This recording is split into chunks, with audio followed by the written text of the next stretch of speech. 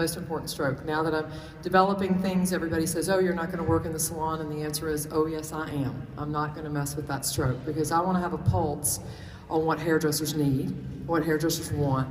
And so I'm going to share with you a few things. Okay, I think I did this right, maybe. Maybe I didn't. Okay, maybe I'm the wrong way. I'm not sure. Oh, that way. Oh, wow.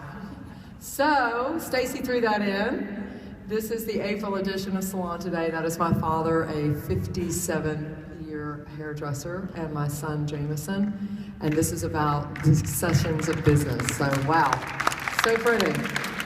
So, basically, my father was, of course, my mentor, and he was the man that got this whole thing started.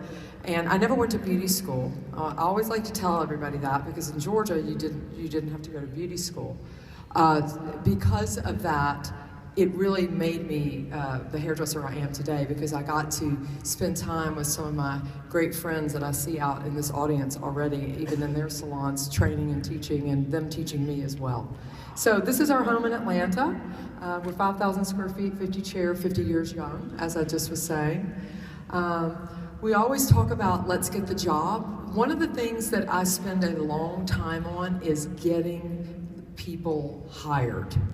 I used to go, you're cute, like you, can you start tomorrow?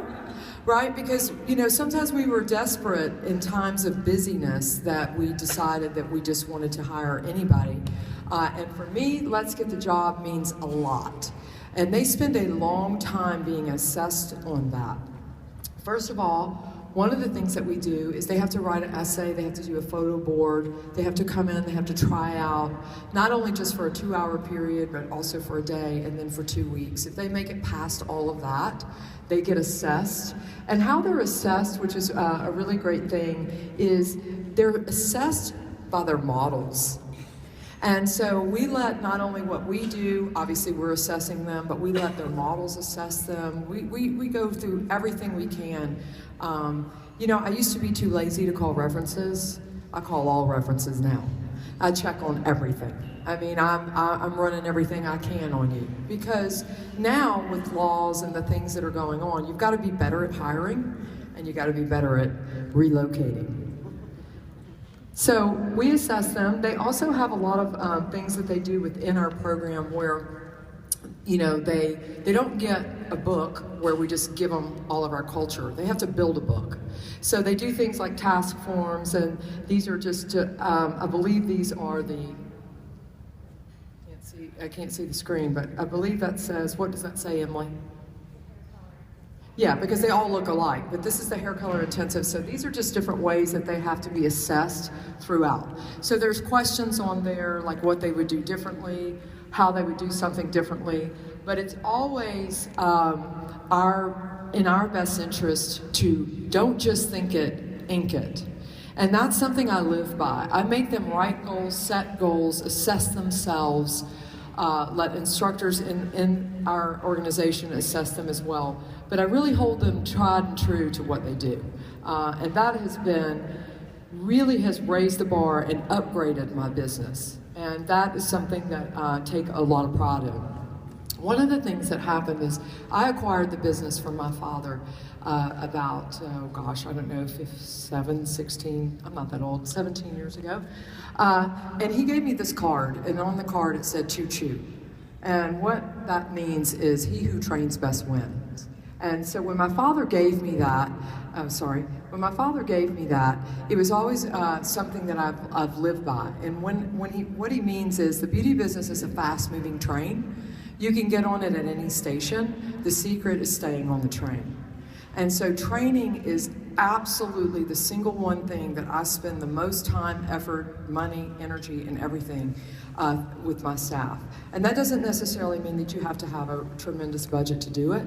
A lot of times we let our mentors train. And one of the things that we do in our business is the newest employee trains the next newest employee. And why we do that is because if I taught you how to fold the towel right, you're going to teach the next person, you're going to have towel 101 right down. Sometimes your senior people are tired and they don't want to have to train the newbie. So I really focus on letting my seniors train at the right place in the journey. So we put together a mentorship program in that training, and we make sure that people are being trained by the youngest. And one of the reasons for that is the teacher always learns more than the student. So for me, if you're training somebody to do something, you take a vested interest in it. So if you tell them right away, you're gonna train somebody to do this, the next person, they all of a sudden really take it more seriously. I think we lose a lot of momentum with new staff when they first come aboard. Everybody's in the honeymoon, and then we just sort of lose momentum, and then they don't know where their place is. So I wanted to find that place right away when they come into my organization. So that's just something I live by from my father in training.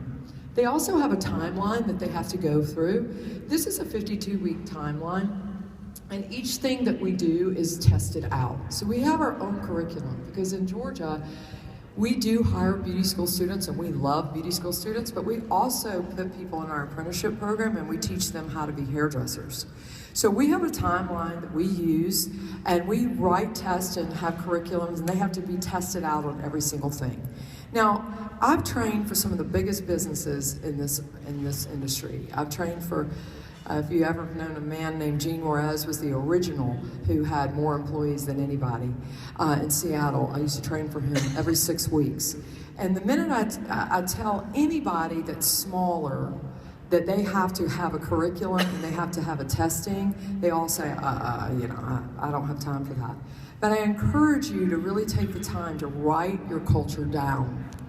Because how can you expect, that is probably the single one thing that causes problems in your salon later down the road, is people who don't have a reason, in other words, how were they supposed to know that they weren't supposed to do that? Because you never wrote it down. So it's not just about a salon manual, it's about also holding them accountable on their timeline and on their journey. And you can walk into my salon at any time and you can know where they are, what week they're in. Now, here's another thing. You can do it in 6 months, you can do it in 2 months. It's really up to you. So it also, there's plenty of people that test out way ahead of the schedule. So one of the things I also live by is this motto, and that is people do what you inspect, not what you expect. And that is really singly probably the one thing it took me a long time to understand.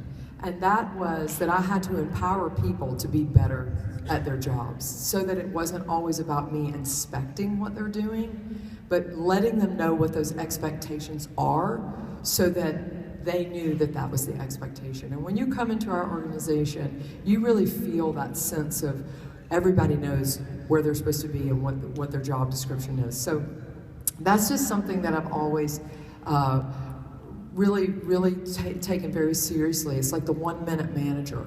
Being able to take your people and share with them the things that you expect out of them, not only through testing and training, but also leading by example, putting together a wonderful mentorship program and letting them know that at any minute they could be inspected as to what they're going to do.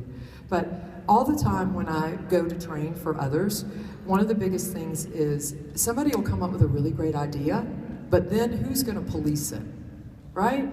Salon owners say, who's going to police that great idea? So if somebody comes up with a great idea, they are now the owner of that idea. They police it, they do it, and they help me figure out how we're going to fund it or how it's going to happen. So I make small salon owners within the salon ownership. And I think it's really important that you give people that opportunity. Action is a really big part of what we do, and this is something that happens on a daily basis at our salon and training. Anybody who's in our apprenticeship program has to write these things called task forms. So these task forms, if they do a live model, if they practice any type of skill, they sit there and they write down exactly what they did, and the bottom portion of this shows exactly, the instructor goes and checks it. So this is something that when they're trying to build up, they have a certain amount of task forms that they have to turn in. This is my quality control. really.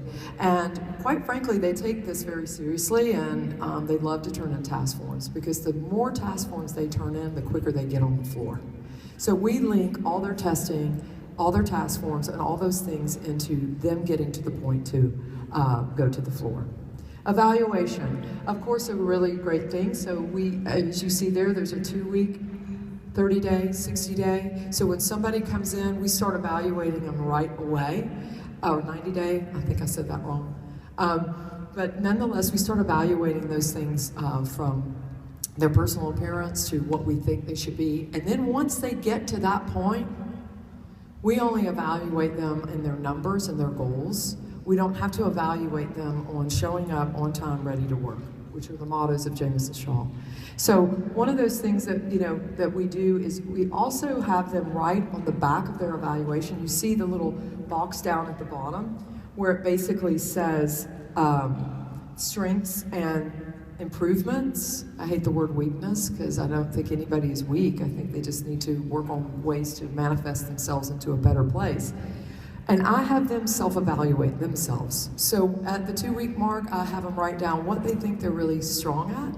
I have them write down what they think they need improvement on. And then it's amazing how much they love to get their evaluations back and see what they wrote about themselves. So another, I quote my dad, I have a lot of Jamison Shaw-isms, but one of them is, you can't send ducks to Eagle School. And what I mean by that is you really can't expect to hire a stylist to be a 6-figure hairdresser if they're a duck and not an eagle. So you really do have to get that right in your hiring process. You know, I would rather be full of incredible, wonderful, empowered leaders than just to have a full salon full of hairdressers.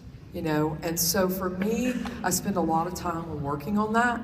I know it's a funny saying, but it's really true. And the last and final thing that I want to talk about in the training is what gets rewarded gets repeated. So I know that you say we, do a lot of evaluating, and we work really hard at doing all that. And our training, is very rigid, but in a fun, exciting way.